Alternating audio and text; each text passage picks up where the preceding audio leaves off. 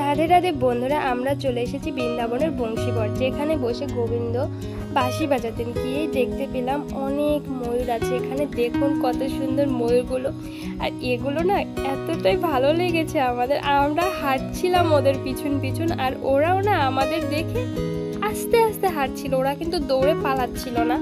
তো আমরাও ওদের পিছন পিছন একটু হেঁটে যাচ্ছিলাম, আর ওদের একটু ভিডিও করছিলাম যাতে স্মৃতি হিসেবে আমি রাখতে পারি, এই জন্য আর কি, কারণ তখন আমার চ্যানেল ছিল না। আর বংশীবট এমনই একটা জায়গা যেখানে গেলে সত্যি মনে এতটা আনন্দ, এতটা শান্তি চলে আসে, তা আপনাদের ভাষায় বোঝানোর মতো না। আর বৃন্দাবন যেখানে চিন্তাময়ী ধাম বলা হয়, এখানে রাধারানীর ধাম, এখানে গেলে তো এমনিতেই মন শান্ত হয়ে যাবে, এমনিই মন সর্বক্ষণ ভালো থাকে। আর এই ময়ূরগুলো দেখে কিন্তু আমার খুবই ভালো লাগছে। আপনাদের কেমন লাগছে দেখুন, যেখানে যাই সেখানেই ময়ূর, আর এত ময়ূর এখানে।